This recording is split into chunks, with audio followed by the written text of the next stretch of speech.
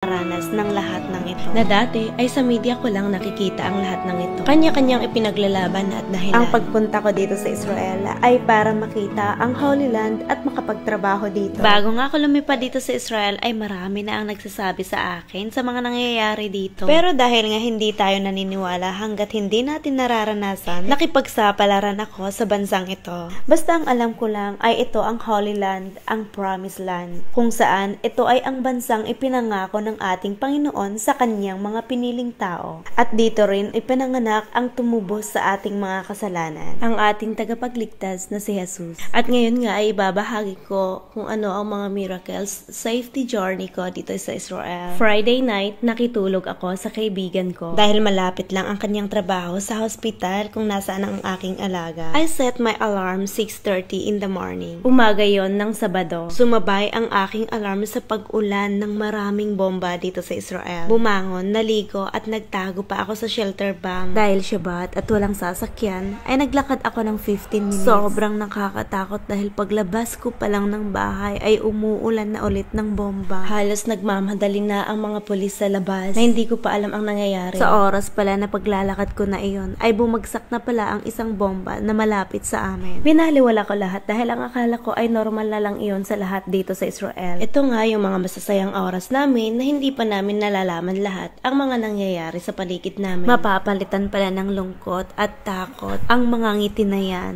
Yung oras na yan pala ay magiging bangungot sa lahat ng tao sa Israel. Marami na palang pinatay, pinahirapan at kinuha ng mga kalaban. At ito nga ay pinakamatinding nangyari dito sa Israel. At dahil nga sabay-sabay na ang pinapabagsak nilang mga bomba sa amin, kinakailangan ng hospital na ilipat kami sa safe area. Lahat na nga ng tao sa hospital ay inilipat sa underground. Dito na nga kami natulog at hindi lang isang gabi kundi umabot kami ng 4 na araw. At syempre yung alaga ko kahit nasa hospital ay tuloy pa rin ang kanyang pagdadasal at pagbabasa ng Torah. Sobrang stress, trauma, takot, ang lungkot ang nararamdaman ko sa oras na yan. Dumating na lang ako sa point na iniyak ko na lang lahat. Kahit papano ay nakakaluwag ng puso.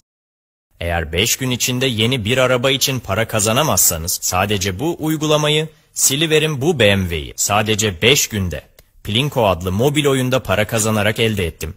Kendiniz görün. Sadece bir düğmeye dokunmanız yeterli. Her top kazancı na lang lahat. Kahit papano ay nakakaluwag ng puso ang ginagawa ng mga kabataan na ito. Umaga, tanghali nga ay nagbibigay sila ng mga free foods. Pwede mong kainin lahat ng gusto mong kainin. Nagpapasalamat din ako dahil may kababayan tayo na nandito. Siya si Ate Daryl. Kahit papano ay nakakatuwa siyang kasama. Lahat nga ng mga tao sa ospital, mga staff, tagabantay at mga pasyente ay binibigyan nila ng mga free foods. Dito naman ako natutulog o nagpapahinga pag naantok ako. Buti na lang talaga at marami silang upuan at maliit ang atin nyo kaya pinagkakasya ko talaga yung katawan ko dyan.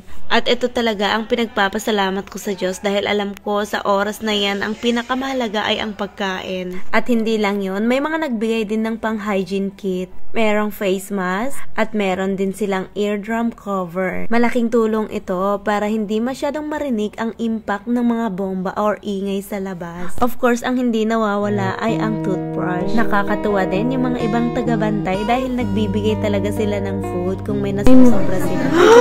Oh my God! Ito! Totoo na to. Ito na ba to? Ay, panty talaga. Oo, kasi binabalik na natin yung panty natin. For 5 days. Oh my God. And now we have 2. Okay, good. And then we have a toothbrush.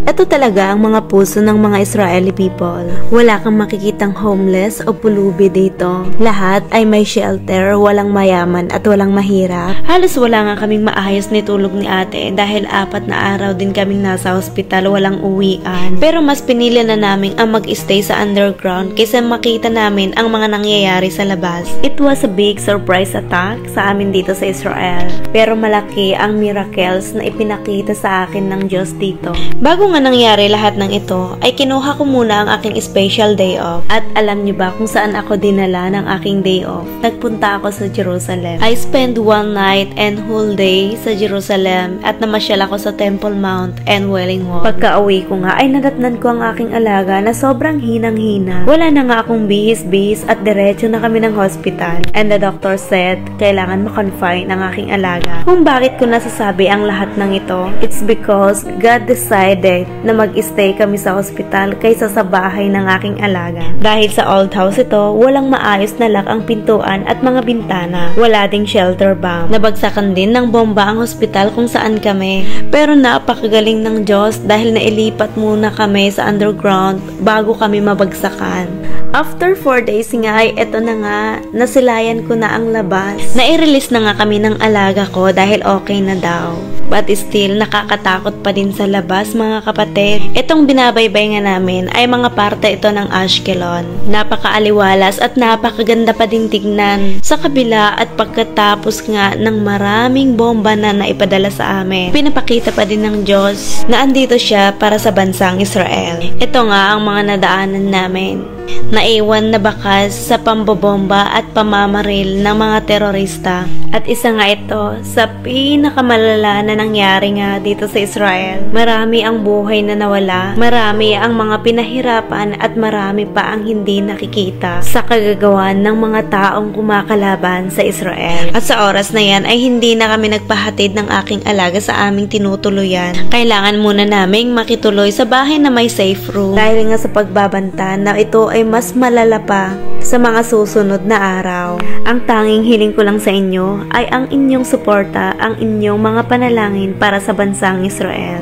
At ito na nga ay para na din kaming magbabakasyon ng aking alaga. Napakaganda nga ng temporary house namin ni Lolo. Sinusulit na din niya ang manood sa mga balita at hindi siya naniniwala sa akin. At ito na nga yung tinatawag nilang safe room o shelter bomb. Naglatag na nga ako sa floor ng higaan ko dahil gustong gusto ko na talagang ihiga yung katawan ko. 4 na araw ba naman tayong hindi nakahiga ng maayos. Sa ngayon ay andito pa rin kami sa bandang Ashkelon at kami ay nagtatago ngayon sa shelter bomb. Pwedeng ito ay tumagal pa at kailangan naming